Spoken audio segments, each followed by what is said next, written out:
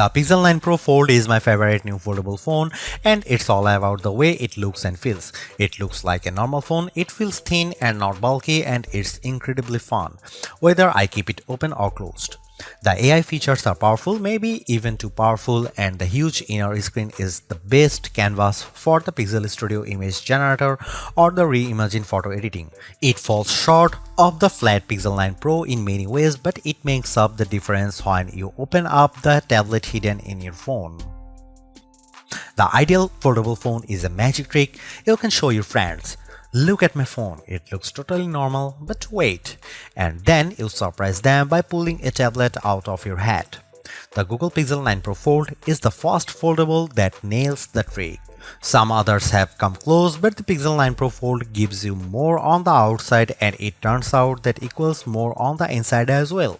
The front display on the Pixel 9 Pro Fold is the same as the one on the Pixel 9, no more and no less. It isn't closed but a bit similar as on the OnePlus Open. It definitely isn't slim to fit as on the Samsung Galaxy Z Fold 6. It's perfect, it's incredibly bright and colorful, and except for the slightly larger bezel on the hinge side, the Pixel 9 Pro Fold looks exactly like a normal phone. Open the phone and you get the largest screen ever hidden inside a foldable phone or any phone. Really, at a full 8 inches, you actually get more screen space from the new Pixel Fold than you would from an 8.3-inch iPad mini, since the iPad is narrower. Hidden is the name of the game, since the Pixel 9 Pro Fold is the slimmest foldable phone you can buy. It's only 10.5mm thick when closed, which is less than 2mm thicker than the Galaxy S24 Ultra. So that's the pitch for the Pixel 9 Pro Fold. It's a normal Pixel on the outside and an iPad mini on the inside. Frankly, if Apple had built this phone, we would end the conversation right here, because you would be convinced to buy one no matter what it costs.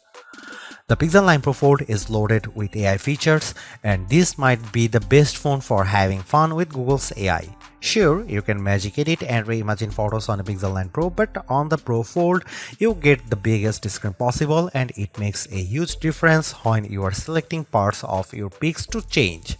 Unfortunately, there just isn't much else to do with the unique screen options. Don't get me wrong, everything looks great when you see it on the inner display. Games are fantastic, and it's fun that top-tier games like Disney's Speedstorm have special modes just for foldable phones to give you a different view when you bend the screen. But where's the rest?